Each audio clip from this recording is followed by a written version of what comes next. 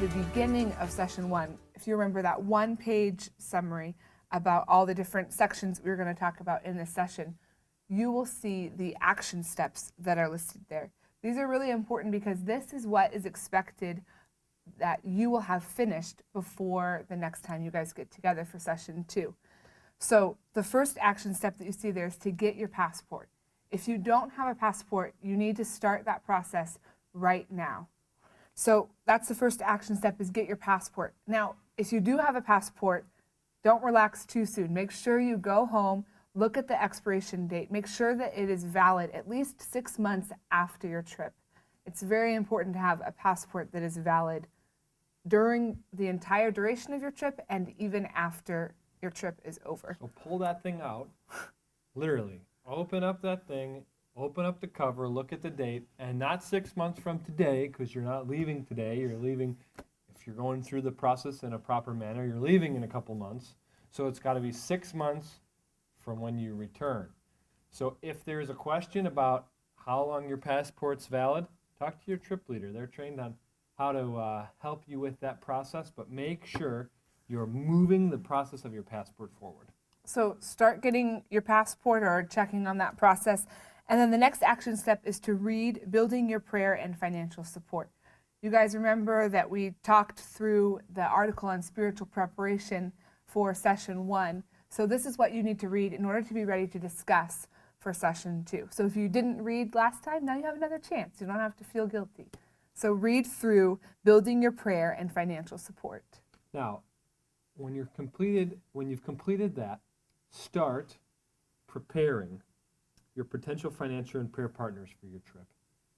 As you've learned in the past discussion and dialogue with your team, it's really important to create those two sets of people, sometimes one set of people that's going to be supporting you with prayer and financial giving. So start to think up, compile with phone numbers for texting, email addresses, and physical addresses in order to contact those folks. Then, once you're done with that, you got to write your letter.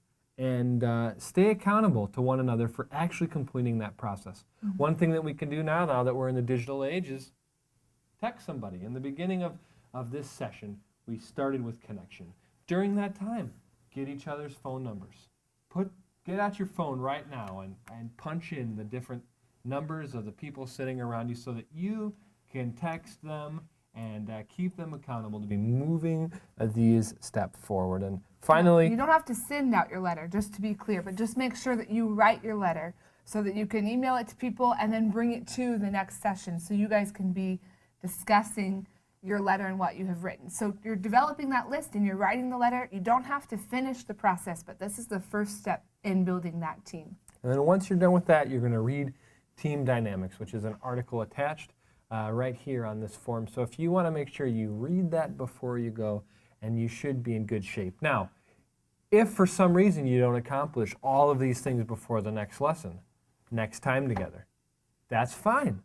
The only thing that means is that you are building up more and more things that need to be accomplished before your actual departure date. So it's not really fine, because you're getting to a point where you could potentially put your participation in the trip at jeopardy because you've put off these things for too long.